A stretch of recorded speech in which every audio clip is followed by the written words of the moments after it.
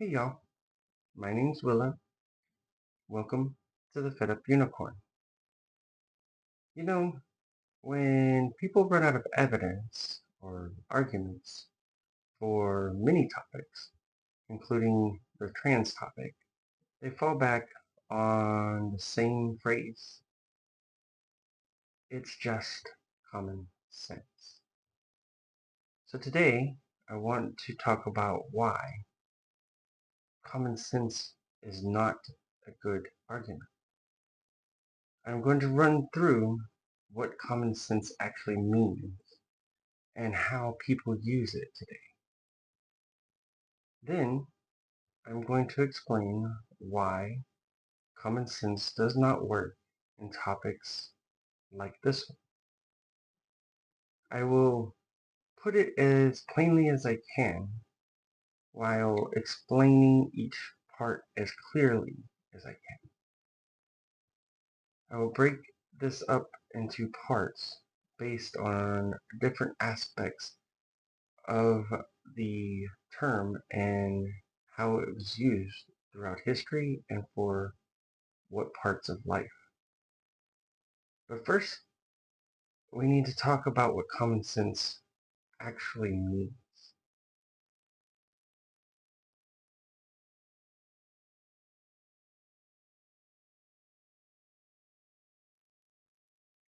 This is sort of the fun part because common sense means lots of things depending on the context.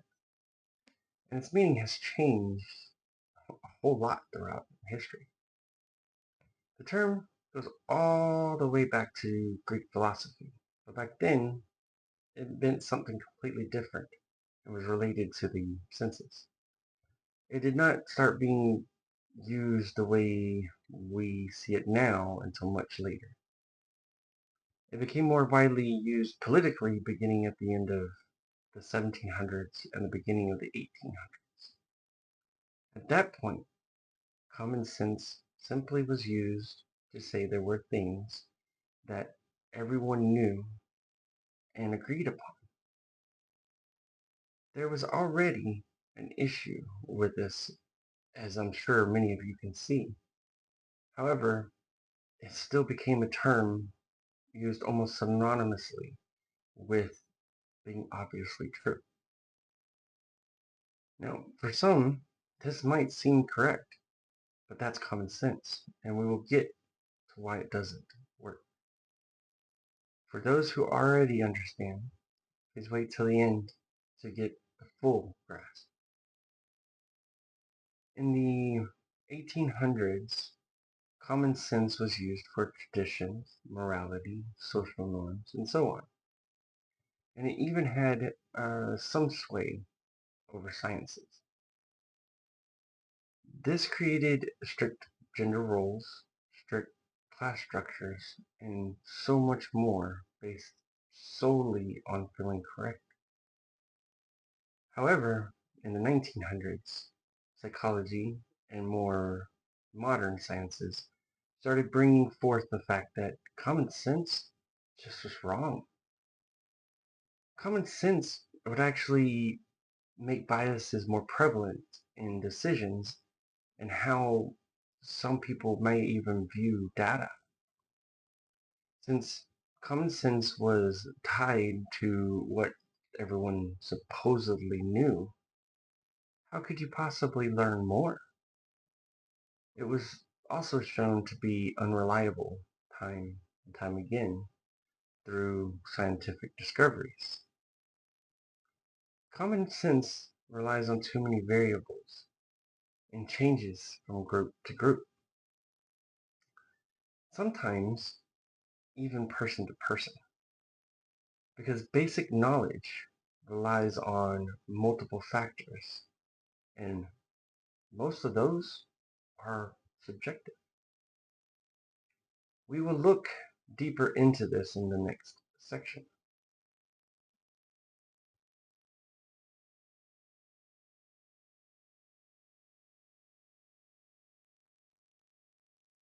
With science, as with many aspects of this, you only have to look at the results to see why it was problematic. So we're going to do just that. We will look at some of the many wrong beliefs throughout history of science. When the sun rises and you go about your day, throughout it, the sun moves. At some point, the sun goes down on the other side of the sky. And like clockwork, it rises again the next day. So it is not hard to see how it became common sense that the sun orbited the earth. Before that, though, we had to prove the earth was even round to begin with. Because since the ground was relatively flat, it was common sense that the earth was as well. Sadly, we know there are still people who believe what common sense once told us, despite the evidence we have now. Another thing people believed through common sense at the time was that diseases were caused by bad air. It kind of makes sense if you know nothing about germs and viruses, as being around someone who was sick meant you were likely to get sick too. At least we could trust curing these ailments with the common sense treatment of the time of bleeding them to remove the bad blood. As with the others, this too has had long-lasting effects and can be seen in the anti-vaccine idea. Common sense said that injecting a dead virus into someone would actually cause harm, despite the fact we already knew about inoculation. Once this was even hinted at being connected to autism, the intuition took over. But that is a fallacy of correlation. There was also the fun, once believed ideas of a spontaneous generation. Leave food out long enough, and suddenly maggots exist. Science during common sense was based on really bad presumptions, such as female humans were automatically less intelligent than human males, and more. Which is what leads to the next area that common sense has had adverse effects on.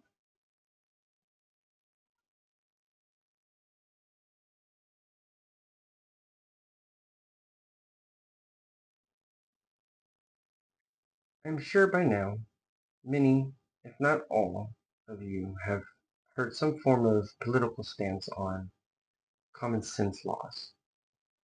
But when you hear politicians, lawmakers, or anyone with something to gain say this, you should probably see it more as marketing, at least in modern times, as this wasn't always true. And it does not automatically make the claim wrong.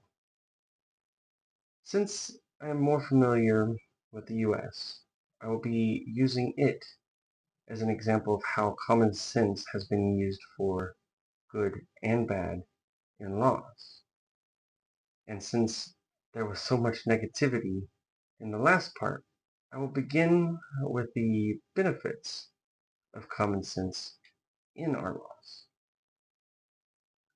The common sense of our citizens should not fear the very water, air, food, and so on we consume will cause us harm led to the Pure Food and Drug Act and the Clean Water and Air Acts, which all led to huge improvements in public health. Then common sense gained ground on the idea that small children should not be working in factories. That led to child labor laws, which leads to better education and health for children who would live much longer lives overall. Disabled people's laws, traffic safety laws, fire and building codes, and more all stemmed from what was common sense at the time. But then there were the negatives that went way back to the beginning. Even before we were a country, common sense at one time allowed for the owning of one group of people while attempting to wipe out another. This was seen as common sense order for humans. Women not being equal to men was also common sense for a long time. And still, all of this lingers in many of the same groups who actively hate trans people. It was common sense that no one should marry outside their own race, that eugenics was okay, that people who loved differently and lived differently were wrong, that sex education and expression were not allowed, and so many more laws and legal actions made based on common sense that led to only harm, even for those who they claim to help, which leads us to the next part.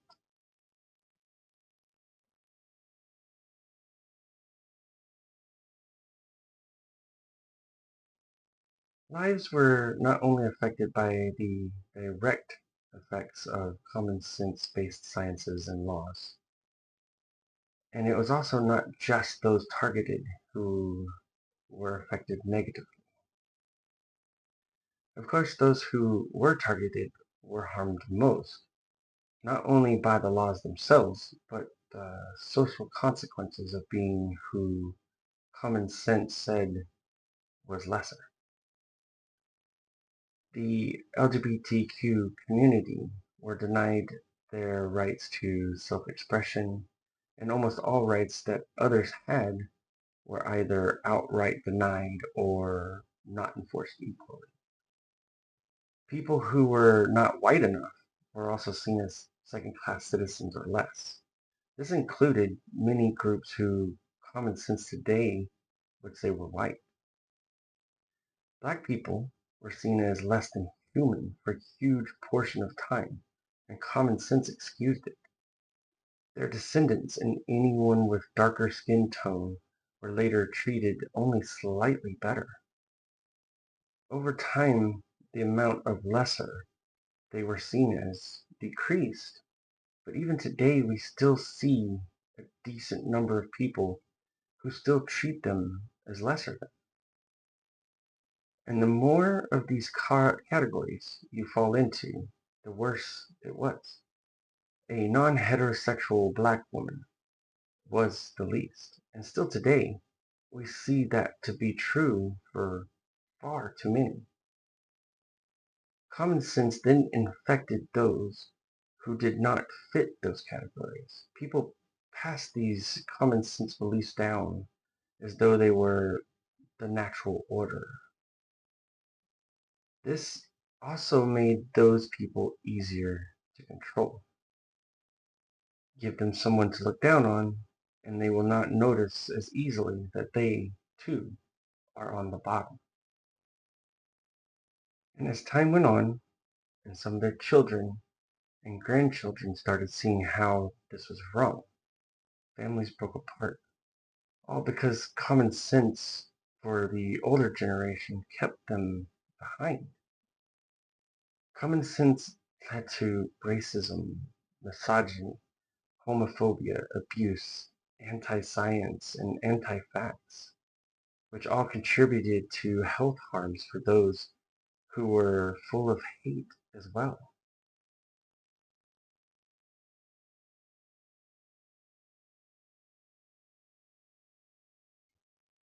As you can hopefully see by now, common sense has its benefits, but it's far outweighed by its negatives and the harm it causes. And why is that? In the end, it is more often used as a way to make your intuitions sound more legitimate. And intuitions are just another way of saying how you feel. There's a reason that the phrase common sense is not common makes sense to most people. What is common sense to you is not common sense to everyone. Think about the things you believe are truly common sense. Now, try to think about how someone else could see this exact same thing, but differently. Let's take killing, for example. For many, common sense says killing is never okay. Some believe only killing other humans is not okay. And others say there's even exceptions to that, like self-defense. But if common sense were real, then by definition, would it not be common among everyone? Why does common sense seem to be changing between individuals, generations, cultures, and even inside yourself at times?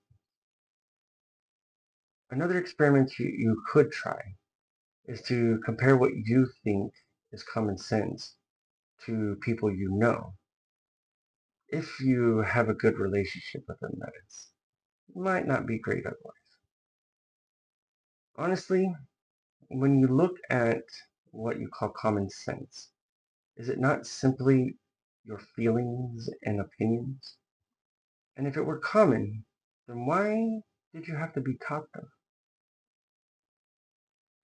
And I promise you, you were taught them. Even if it was simply by someone else doing them near you, or experiences with groups, or through social interactions, or something else. Common sense works sometimes, but honestly, it is one of the least viable ways to judge anything.